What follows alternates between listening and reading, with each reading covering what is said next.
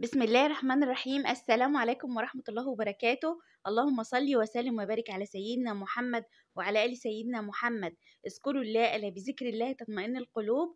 ازيكم حبايبي؟ عاملين ايه؟ يا صباح الفل عليكم على حسب التوقيت اللي انتوا بتشوفوا في الفيديو. دي قناتي، لو اول مرة بتشوفوا القناة عندي اتمنى طبعا اشتركوا، اتمنى كمان حطوا لي لايك على الفيديو عشان تشجعوني، عشان اعرف انزل لكم فيديوهات على طول. بصوا حبايبي، فيديو النهارده طبعا احنا بقالنا 3 4 ايام ما نزلناش فيديوهات، بس حبيت اقول لكم برضو في الخلاصه في الثلاث 4 ايام دول انا بعمل ليهم ايه. وكمان احنا خلاص بقى خلصنا التحصينات ونقلنا الفراخ كده في حته تكون اوسع شويه، بدأنا نظبط درجات الحراره، بدأنا نظبط كل حاجه عشان خاطر الفرخ يفرد معايا كده زي ما انتم شايفين. تمام.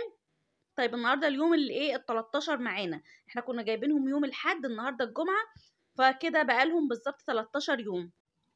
وطبعا احنا لسه بنأكل الدرجة الأولى اللي هي الدرجة البادي 23%. بنشتغل بخلطات، أيوة بدأنا بقى نشتغل لهم بالخلطات. بصوا هنا وهم صغيرين شوية. أنا مجمعاكم يعني شوية فيديوهات كده قبل ما انقلهم، برضو لما نقلتهم كانوا هنا لسه صغيرين شوية. في أول فيديو كانوا ايه، كانوا عندهم 12 يوم. تمام. بصوا بقى، عايزه اقول لكم على حاجه، ايه الخلطات اللي احنا بنستخدمها بقى دلوقتي في الوقت اللي احنا فيه ده. عملت شويه شاي، حطي في الميه ليهم. كمان في خلطه كده انا بحب اعتمدها، يعني عمر 10 ايام بحب اعملها، اللي هي اقوى خلطة لرفع المناعة وكمان فتح الشهية، وكمان حلوة جدا، تعتبر مضاد حيوي طبيعي معاكي، فيها كل اللي انتي محتاجاه. عايزة اقول لكم على حاجة، بصوا اللي بس عشان برضو بتجيلي اسئلة، الناس اللي عايزة تشتري بطارية جاهزة بلاش بلاش يا حبايبي البطاريات الجاهزة دي، الا بقى لو انتي شفتيها مناسبة، عشان برضو ما ظلمش حد. بمعنى ايه؟ ان الدرج السابلة بتاعها ارتفاعه كويس. هنا انا كنت بقول لكم البطاريه الحديد الدرج بتاعها، الارتفاع بتاع الدرج مش حلو خالص. يعني لو هم كبار بيبداوا ان هم ممكن ايه، السبله توصل لرجليهم، فانا بعمل ايه، بحط الدرج ده في الدرج التاني.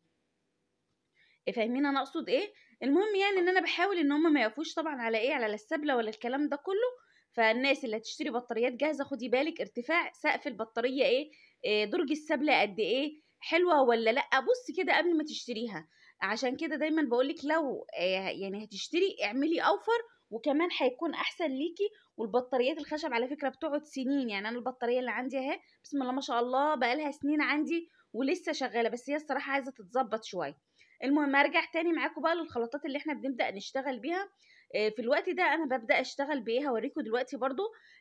اشتغلت معاهم بالبصل والثوم والليمون، بدأت كده اضربه مع معلقة خل، ضربته في الكبة حلو جدا، او الخلاط، وبدأت اصفيه.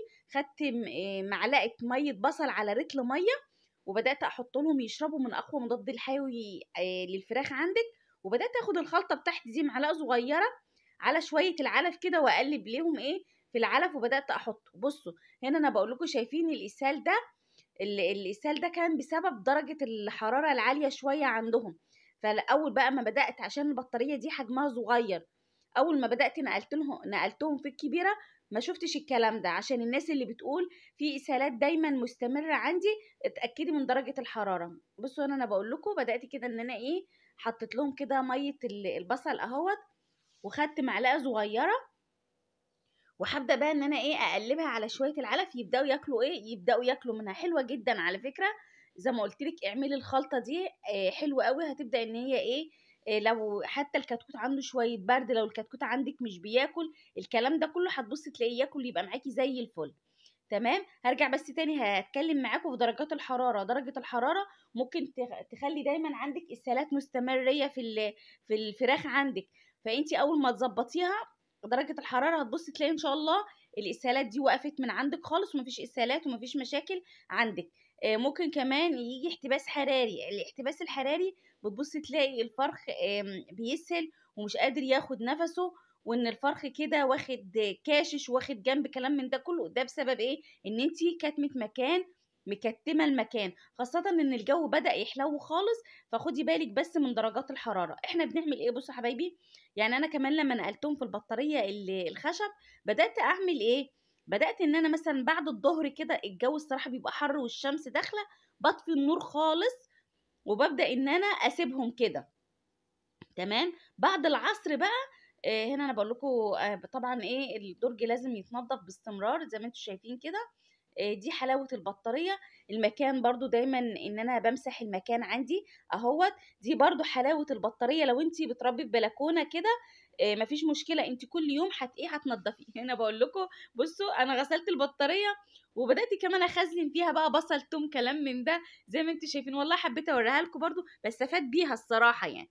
فحبيت ان انا ايه احط فيها شويه البصل وكده وبفرش شكاره كده وبشيل فيها يعني بصل توم بطاطس كلام من ده. هنا بقى لما احنا نقلنا الفراخ بصوا حطيت لمبتين ليهم لان البطاريه دي كبيره شويه. والجو بالليل انا بربي في بلكونه، الجو بالليل بيبقى برد.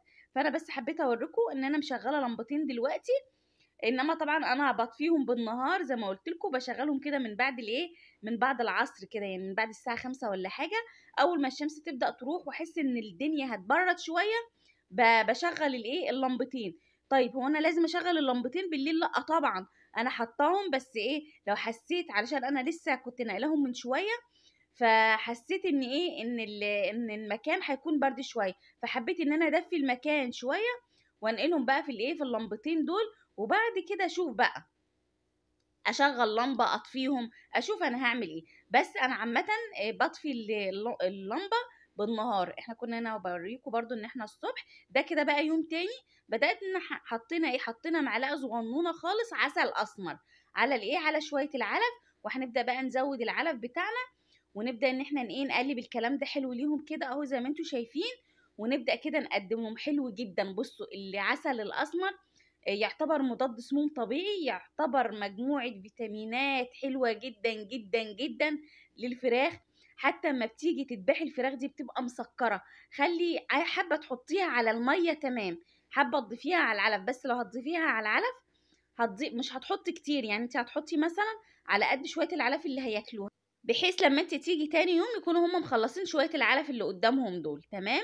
مش عايزة برضو الخلطة اي خلطة بتعمليها حتى خلطة البصل مع الحر يعني الحر اللي داخل علينا ده مش عايزاها ان هي تفضل قدامهم يوم ويومين وكلام من ده عشان خاطر السموم ما تكترش معاكي.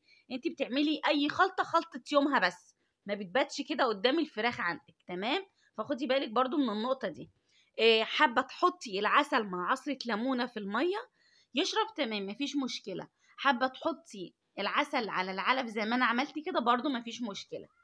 امتى بقى تبداي تعملي الخلطة دي؟ لو مفيش اسهالات عندك ابداي اعمليها حلوة جدا جدا معاكي.